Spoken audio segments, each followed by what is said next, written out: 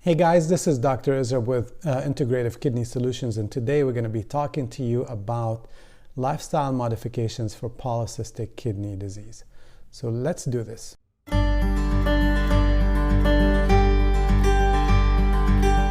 So as you know, we talk a lot about how our genes are not our destiny, but when we talk about polycystic kidney disease, this is a disease that actually, it is a genetic disease. So this is what we talk about when we say the disease can pass from generation to generation, similar to the way that we pass eye color or hair color, baldness, stuff like that. So in essence, this is what we call Mendelian genetics. Polycystic kidney disease can be either autosomal dominant, where 50% of the offsprings develop polycystic kidney disease, or autosomal recessive, where 25% of the offsprings develop polycystic kidney disease. So what is really happening in polycystic kidney disease is that if you remember one thing about the biology and the pathophysiology of polycystic kidney disease, is that there's a process that leads to bulging from the tubules of the kidneys, where start forming those bulgings that excrete water or fluid into the cysts. And with time, the more fluid that is excreted, the bigger the cyst will become. And those cysts, as they grow, they compress normal kidney tissue.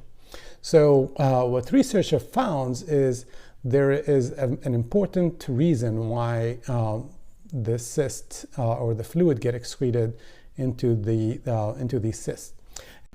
So if you want to remember one thing about the biology and pathophysiology of polycystic kidney disease, you want to remember a cellular messenger called cyclic AMP or CAMP, or cyclic adenosine monophosphate.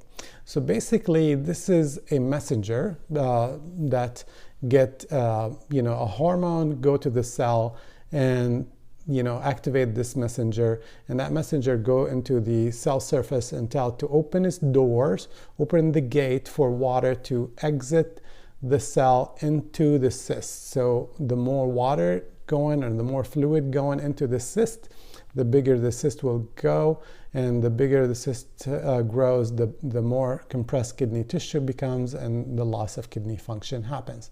So the best thing to do is to suppress that messenger, or let it not go and open those gates for water to be excreted into the lumen of the cyst. So obviously conventional medicine figured this out, and they came up with medications that goes and suppress those receptors for that messenger.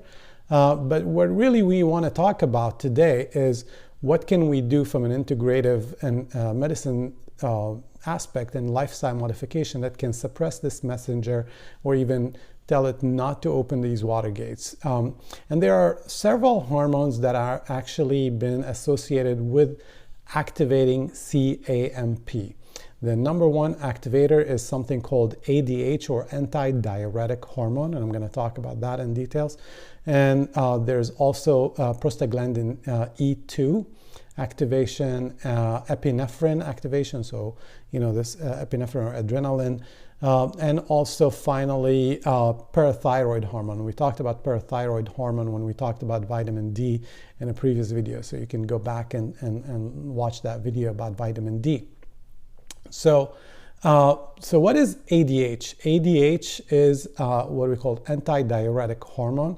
So that function in telling the kidneys to retain water into the body. So the main activator of ADH is excreted by the pituitary gland, is actually formed in our brain, but is excreted by the pituitary gland. So the main activator of ADH is sodium level in the blood. And we think about sodium level or sodium concentration in the blood. The main important aspect of it, or the reason why sodium concentration can go up or down, is dependent on how much water we take. So the more water we take, the less sodium concentration we have in our body, and the less ADH is going to be excreted, and the less ADH will go to the kidneys, to those cysts in polycystic kidney disease, to activate cyclic AMP, to let it open the gate to increase the water excretion into the cyst. So suppressing ADH is number one priority. The second activator, like we talked about, is parathyroid hormone, and this can be suppressed by calcium and by vitamin D. And also epinephrine, which is really basically stress by itself can lead to faster progression of polycystic kidney disease. So bottom line, if you want to remember what you're going to do for lifestyle modification to decrease the risk of progression of polycystic kidney disease, and to tell your genes not to express the link, the cause of this disease, is number one, increase your water intake. So actually there were studies that looked into that, and increasing water intake has been linked to slowing the progression of polycystic kidney disease. So I recommend, going up to around 3 liters of water a day. You can spread it throughout the day to make sure that your ADH, your antidiuretic hormone, is suppressed all throughout the 24 hours. Number 2 is making sure that you have enough vitamin D in your body, whether from the sun or from good high quality supplements, and to suppress your parathyroid hormone and make sure that is normal and not activating your cyclic AMP. Number 3, limit your stress exposure. So you limit your stress. So really, we talk about about meditation, breathing techniques, all these things that you can do to decrease your level of stress to live your life in a happy, less stimulated manner.